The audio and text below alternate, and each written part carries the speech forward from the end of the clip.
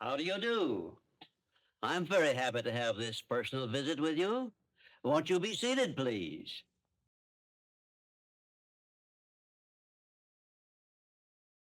From average to fortune, the moment you stop negotiating with yourself. There is a quiet war happening inside you, and most people never realize they are fighting it every single day. It is not a war against the world, against competition, against time, or against circumstance. It is a war between the person you are comfortable being and the person you were born capable of becoming. And the battlefield is not outside, it is inside the smallest, most ordinary moments where you negotiate with yourself. Every average life is built on small compromises. Sleeping 10 minutes longer, postponing the hard conversation, delaying the disciplined action, choosing relief over progress, telling yourself tomorrow will be different while repeating the same behavior today. Average is not a lack of ability. It is the accumulation of unchallenged excuses. It is what happens when potential is slowly talked out of action.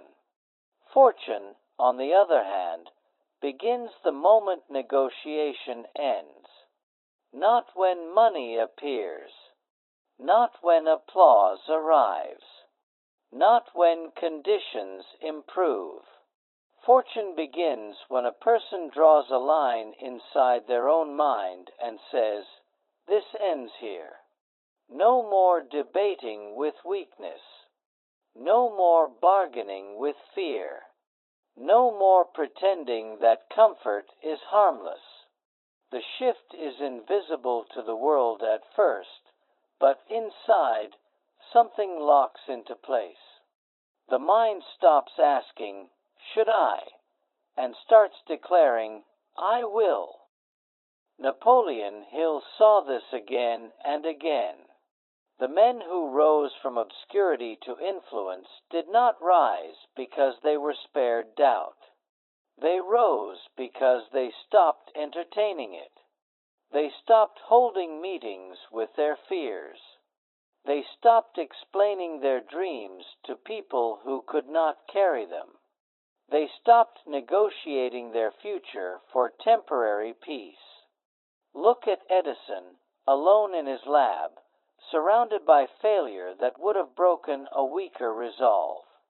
Each failed experiment whispered a seductive offer: "You've done enough. Rest now. Quit while you're still respected." But Edison did not negotiate. He decided. And once decided, fatigue became irrelevant. Criticism became noise. Failure became instruction. That is how average dissolves, through refusal to retreat internally. The average mind negotiates with discomfort. It asks how little effort is required to get by. It measures actions by mood instead of mission. It waits for confidence before moving, not realizing confidence is born from movement. The fortune-bound mind does the opposite. It commits first and allows emotion to catch up later. It understands that discipline is not cruelty. It is loyalty to a future self that cannot yet speak. Clarity is the first casualty of negotiation. When you keep options open too long, you lose direction. When you tell yourself, "maybe," the mind hears, "no urgency." When you say, "one day," the mind hears, "not important." But when you decide, fully, cleanly, without escape routes, clarity floods in.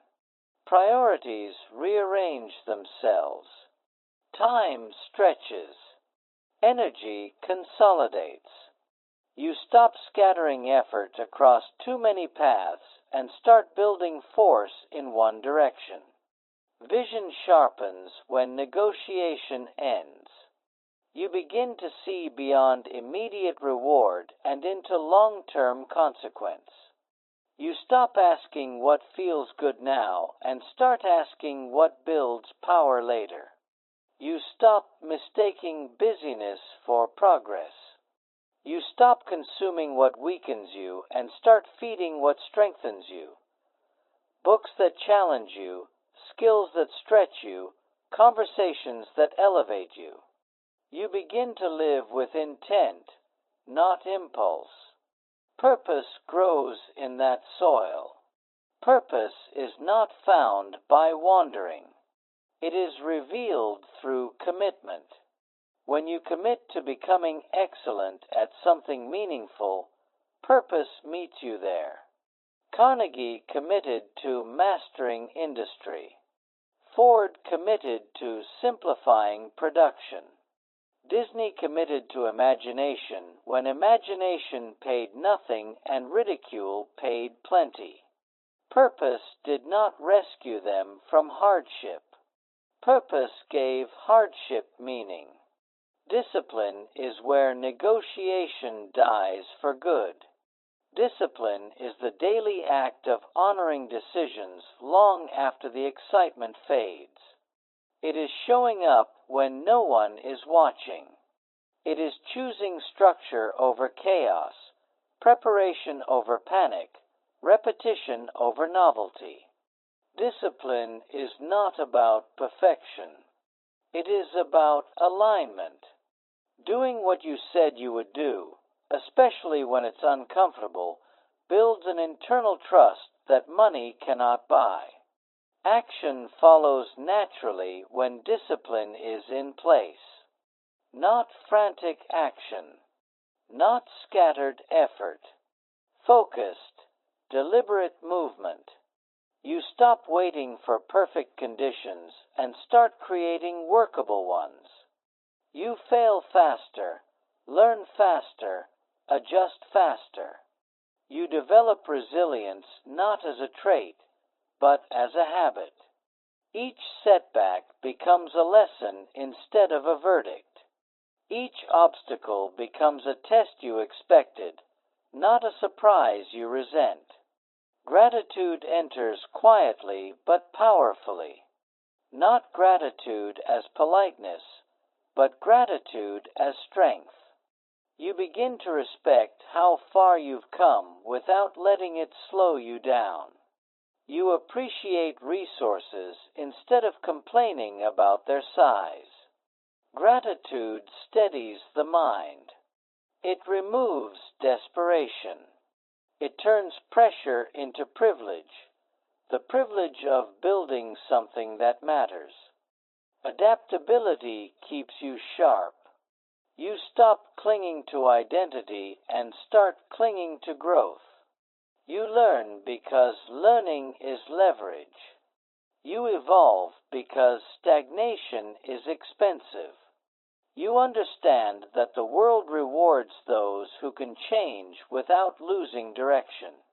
Average resists change and calls it unfair.